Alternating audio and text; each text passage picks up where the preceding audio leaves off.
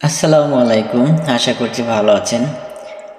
আমার এই চ্যানেলে অনেকগুলো গল্প রয়েছে। জানি না সবগুলো গল্প আপনাদের কেমন লাগবে, তবে কথা দিচ্ছি আজকের গল্পটি আপনাদের কাছে একটু হলেও অন্যরকম লাগবে এবং এই গল্পটা বাস্তবতার সাথে কতটা মিল আপনারা গল্পটা শেষ করলেই জানতে পারবেন। তা আশা করছি শুরু থেকে শেষ পর্যন্ত গল্পটি মনোযোগ দিয়ে শুনবেন এবং গল্প শেষে আপনাদের মূল্যবান কমেন্ট করবেন। চলুন আর কথা না বানিয়ে আমরা ভিডিওটি শুরু করছি। জিজ্ঞেস করলাম, লামিয়া, তোমার মন খারাপ নাকি? না অন্য কোনো সমস্যা? না, কোনো সমস্যা নেই। তুমি এখানে রেস্ট নাও, আমি তোমার জন্য ঠান্ডা পানি নিয়ে আসতেছি। ঠিক আছে। এরপরে লামিয়া পানি নিয়ে আসার সময় দেখতে পেলেন খুঁড়িয়ে খুঁড়িয়ে হাঁটতেছে। আবার বললাম, তোমার পায়ে কি হয়েছে? আর কিছু না, পায়ে একটু ব্যথা পেয়েছিলাম, তাই এমন হয়েছে। তাই? হ্যাঁ। শোনো, আমার শরীরটা বর্তমানে ক্লান্ত, আমি একটু ঘুমাই। এছাড়া বিকালবেলায় দুজনে ঘুরতে যাব কিন্তু। ঠিক আছে। এরপরে হাসিব 4-5 ঘন্টা ঘুমানোর পরে লামিয়াকে বলে, লামিয়া চলো ঘুরতে যাব। চলো। আরে পাগলি, এমনি যাবে নাকি? তোমার পছন্দের নীল শাড়িটা পরো, কপালে কালো টিপ দাও, হাতে পায়ে স্বর্ণের জিনিস পরো। হা হা হা হা হা হা। আমি ওইসব কোথায় পাবো বলো? আমার তো শুধুমাত্র একটি শাড়ি, একটি জামা। মজা করো আমার সঙ্গে? তোমার সঙ্গে মজা করব কেন? যা সত্যি তাই বলছি। আমি তো 5-6 মাস পর পর তোমাকে তোমার পছন্দের শাড়ি কেনার জন্য মায়ের কাছে টাকা পাঠাই। প্রতি মাসে তোমাকে 2000 টাকা করে দেই। এছাড়া তোমার স্বর্ণের জিনিস তৈরি করার জন্য কিছুদিন আগে 1 লক্ষ টাকা পাঠিয়েছি। ভালো। ভালো মানে কি? তোমাকে যখন বলতাম তখন তো বলতে সব আছে। আমি তোমার দেওয়া কিছু পাইনি। তুমি যাকে দিয়েছ তাকে জিজ্ঞেস করতে পারো। কথাটি শোনা মাত্রই হাসিব ও মাকে ডাক দিল। মুহূর্তেই ওর মা রুমে আসলো। কি হয়েছে বাবা?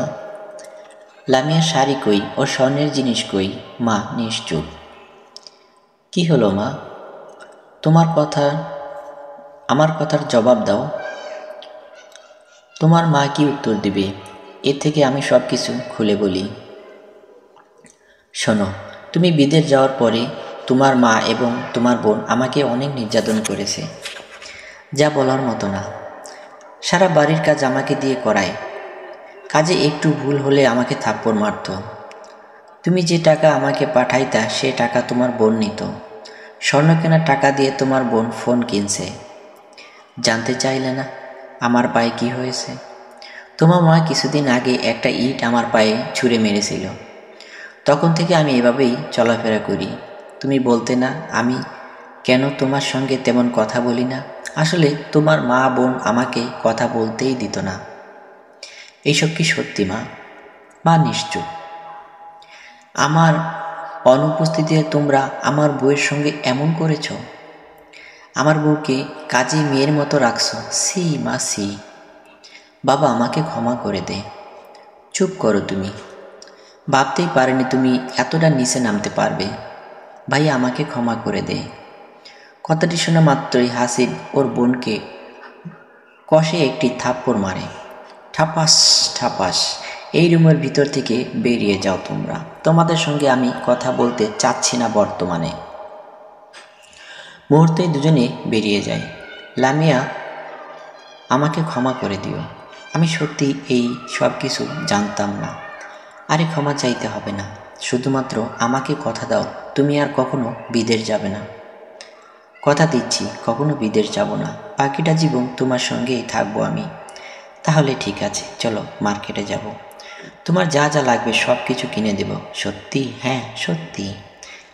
আসলেই যাদের স্বামী বিদেশ থাকে তারাই বুঝে বাস্তবতা কতটা কঠিন।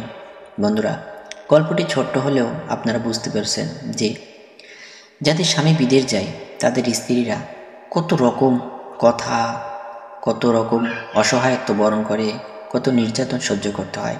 কিন্তু সব ফ্যামিলি আবার একরকম না। আসলে এখানে মানুষের চরিত্র হচ্ছে সবচেয়ে বড় জিনিস। যার যার চরিত্র অনুযায়ী তার তার ব্যবহার প্রকাশ পায়। তো ভালো থাকবেন সবাই, আর সকলে চেষ্টা করবেন বিদেশ গেলেও নিজের স্ত্রীর খোঁজখবর নিতে, তারা কেমন আছে সত্যি করে জানার চেষ্টা করবেন। অনেক সময় মুখের কথার আড়ালেও অনেক সত্য, অনেক বাস্তবতা লুকিয়ে থাকে। আর বড় করছি না, ভিডিওটি এখানে শেষ করছি। ভালো থাকবেন, আল্লাহ হাফেজ।